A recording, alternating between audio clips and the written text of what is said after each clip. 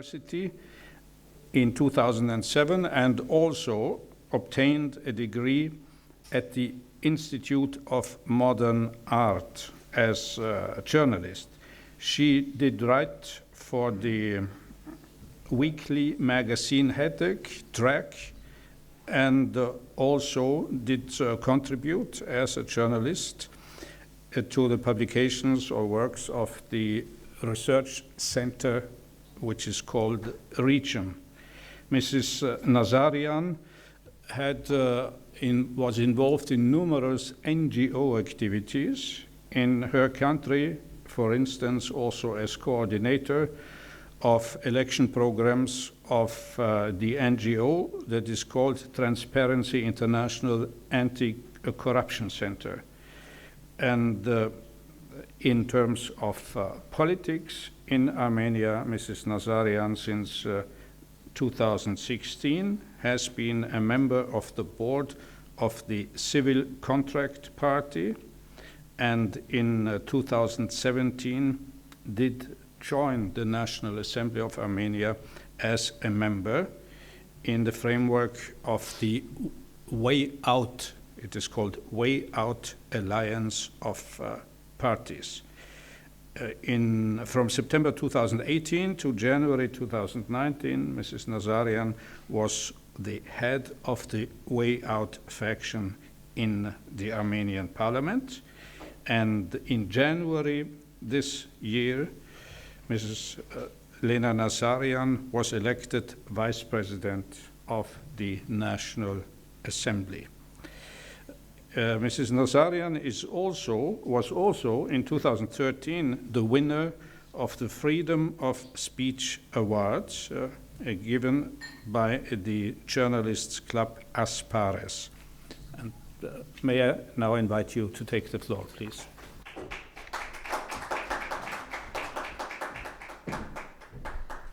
Thank you very much. Good evening, distinguished audience, ladies and gentlemen.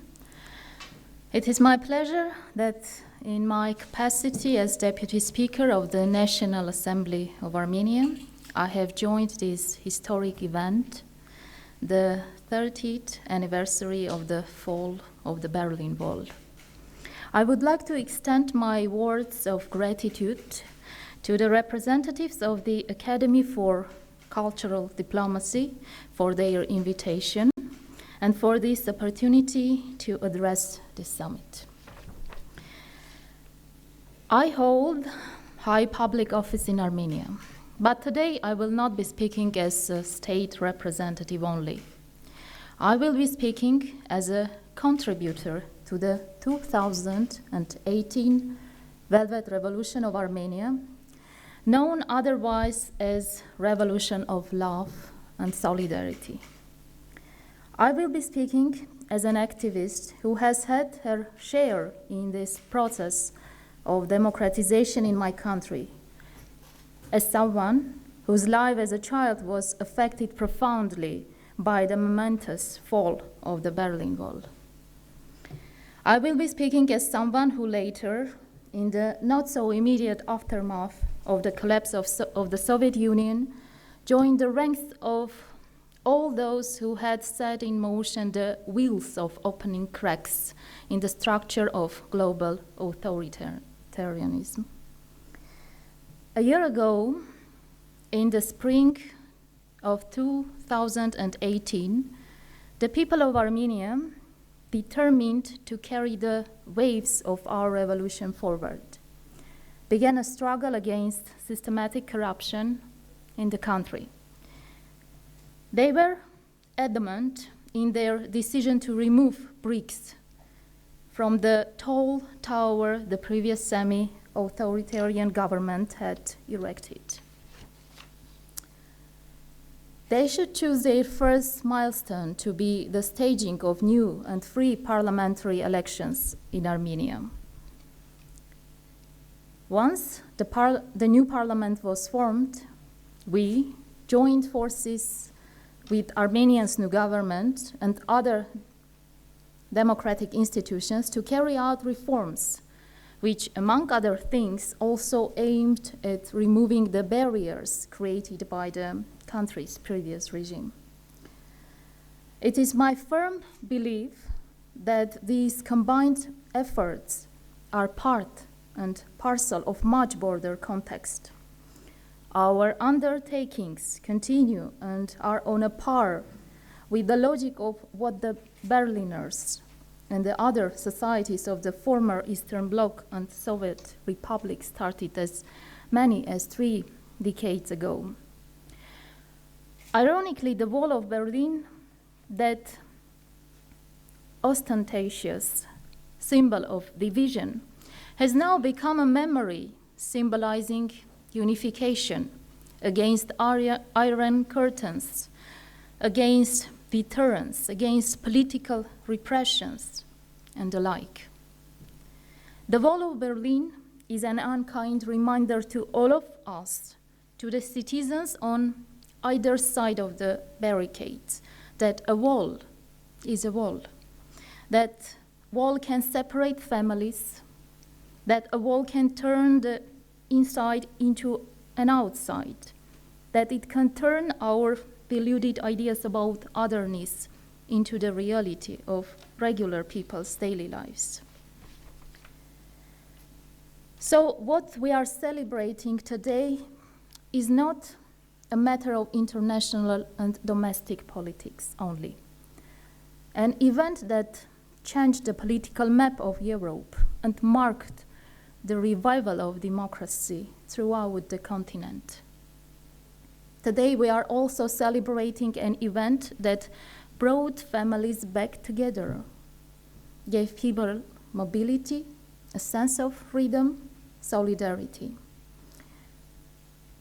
We are honoring an event today that I think emphasized in full the fullness of what it is to be human, of what it is to live as humans, act as humans.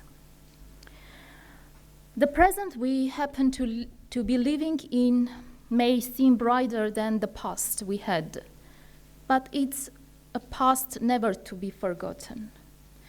The joy of achievement should never make us blind to the circumstances of the past that once, back in 1961, made the disaster of a wall across a city an undertaking possible. Today's celebrations also stress the importance of drawing lessons from history. We must reflect upon the conditions of politics and the conditions of political thinking which allowed us to push hostilities to heights of such magnitude. We must identify their causes and analyze the dire consequences that follow all such decisions. It is therefore important that we commit ourselves to the task of leaving not one brick on a brick when it comes to tearing down the walls that tear us apart, when it comes to tearing down the walls that undermine democracy. The year of 1989 was a tumultuous year.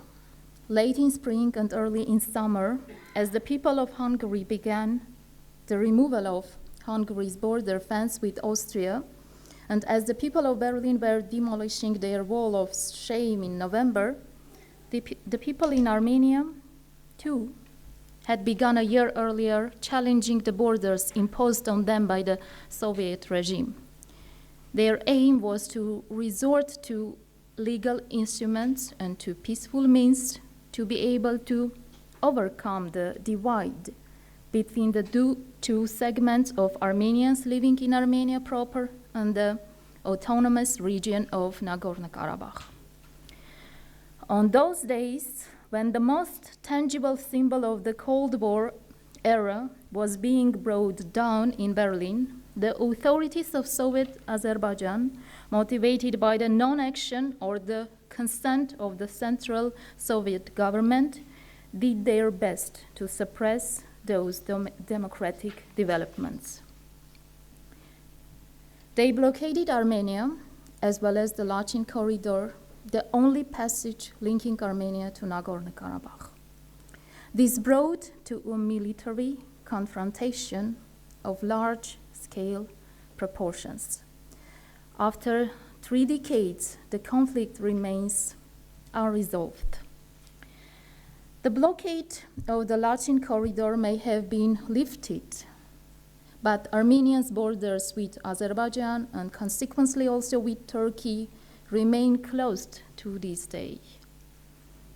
The specter of this semi-frozen conflict had been, until recently, an important background factor, an effective instrument for stamping out people's democratic aspirations, both in Armenia and Azerbaijan, for committing and justifying human rights abuses, for neglecting people's demands for reform and change, and importantly, for perpetuating the firmness of position of the local semi-authoritarian regimes in the region.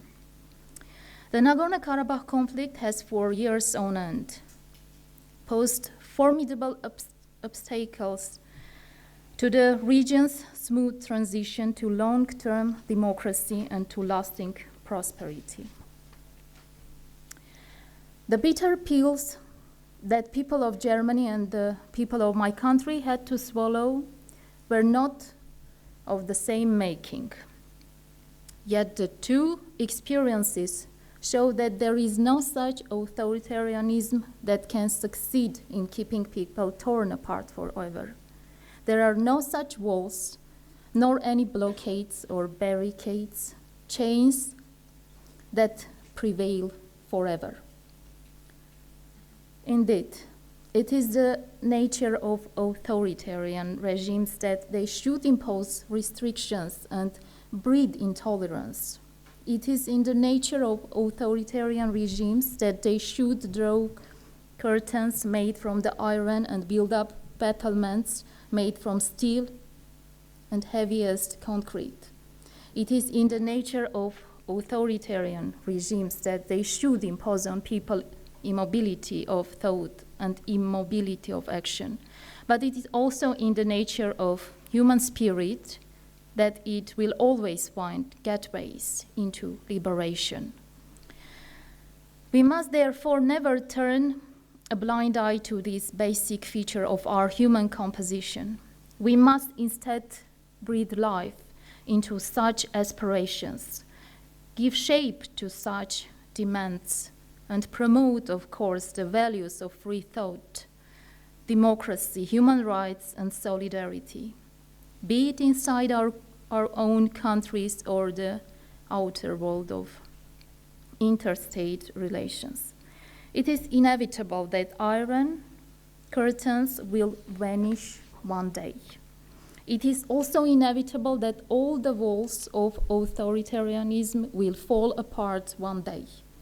But they also leave an indelible mark on our memories.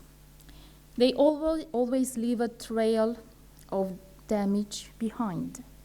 The damages of inequality and antagonism. Importantly, the physical demolition of any wall creates a void, a vestige, that perpetuates its invisible presence, the presence of divideness in our heads and in our lives. The wall of Berlin symbolized pain, separation, repression, and antagonism. Its demolition 30 years ago inspired hopes and the belief that we stand on the verge of a new era. Much has changed, but it's also common knowledge that the divide that separates the East from the West has not been overcome completely. The invisible walls of division lead a secret life of their own, even inside societies with long-standing traditions of established democracy. It is alarming to see that there is a rising tide of anti-democratic forces in Europe. Their rhetoric of separatism and divisionism seeks pathways into restoring the East-West divide of Europe. We must give serious warning concerning these developments and view them as a call for sobriety. These newly emerging challenges to democracy invest the 30th anniversary of the fall of the Wall of Berlin with a new meaning. The anniversary should inspire us to continue the work of our parents, but with greater subtlety and greater sensitivity to the existence of invisible walls. It requires courage and also patience and consistency, so we can identify the invisible walls first, and only after that move on to the task of abolishing them.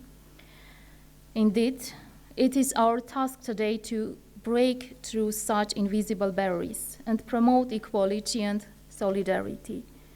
We remember and we understand that physical walls are usually the workings of invisible works. But we must also keep in mind that the demolition of invisible walls, just like any other popular revolution of emancipation, requires unending commitment and permanent effort. When a popular revolution falls short of continuity or of reform, it gives way to political divisions and to the rise of other newly emerging walls, visible and invisible. I see these barriers to the pains of our shared history. They are in need of radical cure, which we can achieve through intense exchange and through the strengthening of our cultural, economic, political, and inter-societal ties. Thanks to the efforts of the generation of our parents, the Wall of Berlin has become no more. It is now our turn to bridge the gap between East and West so we can build a happier and safer world. Today, 30 years after the fall of the Berlin Wall, democracy is in need of ardent devotees, more than ever. I believe that we, the people who have gathered here, have a shared commitment. I believe we all want to tear down all the real and imaginary walls that separate us, and that we are all committed to the task of spreading and fostering democracy and human rights throughout the world. We must build bridges of love and solidarity so we can experience a shortage of construction materials for building walls and for engineering barriers. In the opening lines of his famous poem, Mending Wall, Robert Frost writes that something there is that doesn't love a wall. Frost is vague about who or what he thinks that something that doesn't love a wall is. I would like to believe that one of the names for this something is humanity. Thank you very much.